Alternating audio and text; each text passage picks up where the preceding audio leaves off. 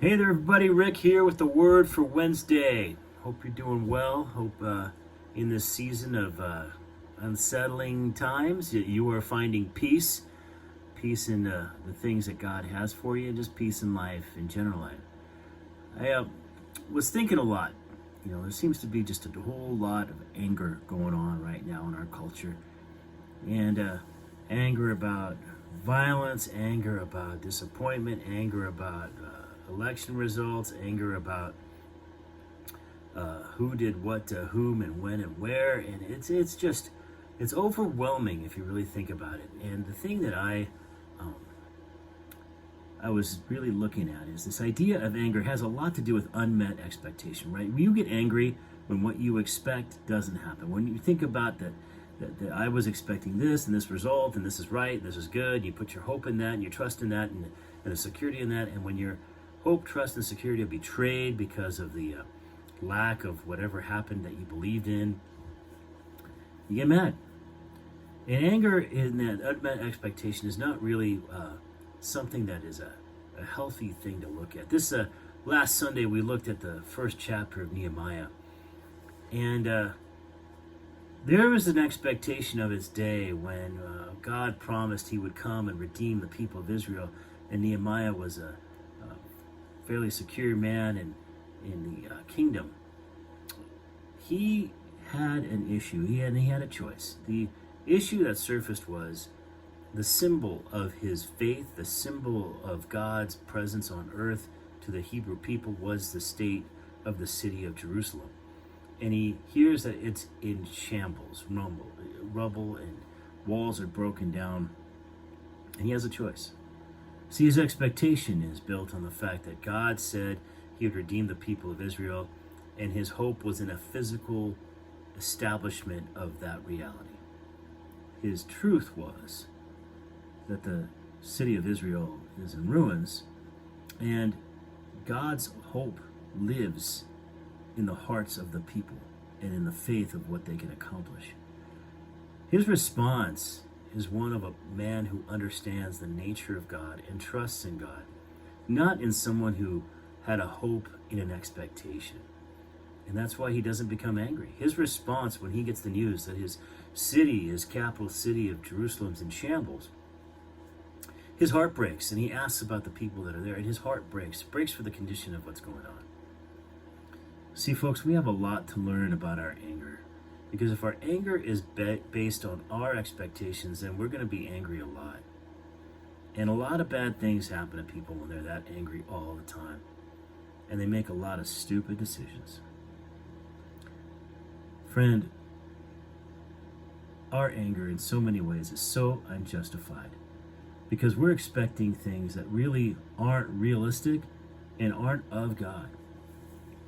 We expect to get things our way. We expect to have things done to our satisfaction. We expect things to be in a certain order or a certain thing. And frankly, what God has planned is something that we don't understand and we don't have a full grasp of. So when we expect something of God that God never says he did or promised to do, then the anger's on us. And so many things in our society are like that these days. We expect people to understand our position, yet we don't expect them to listen, or we don't expect ourselves to listen to them. We have a lot of lopsided expectations when we expect people to be kind to us, but yet we're not kind to them. We expect help from others and love from others, yet we don't help or love others before they love us or help us. And friend, that tends to be part of our problem today. Our problem is we expect to receive when God's asking us to be the first to give. Maybe the expectation that leads to less anger is an expectation that says, I'm going to initiate and give first. I'm going to be the first to love. I'm going to be the first to give. I'm going to be the first to serve. I'm going to be the first to care. You see, that tends to change a lot of our attitude as well, because now the expectation is on us to be faithful instead of on something else to meet our need. when we are asking to be the ones to be faithful to meet need instead of asking to be the ones to have needs met, there's a shift in our thinking and in our hearts. And for a minute there, we become Christ-like. We're doing the very thing God did. See, God loved us first.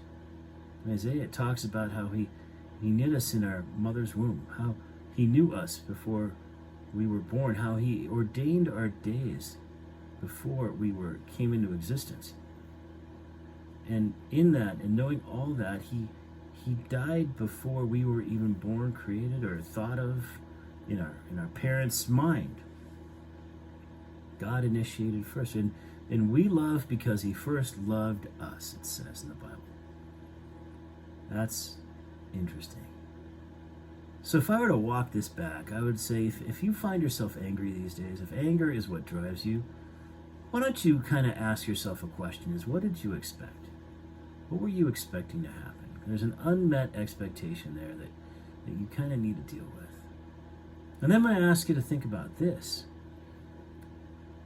What if you gave or initiated first instead of being the one to expect? What if you reached into the situation and made a difference instead of waiting for the difference to be made to you?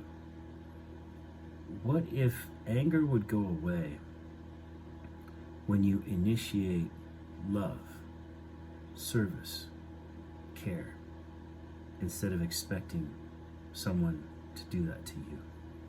Maybe anger goes away when you set the terms of a relationship, because when you give, when you initiate and you serve, you set the terms of a relationship. You're there to say, I'm here to care for you and love you.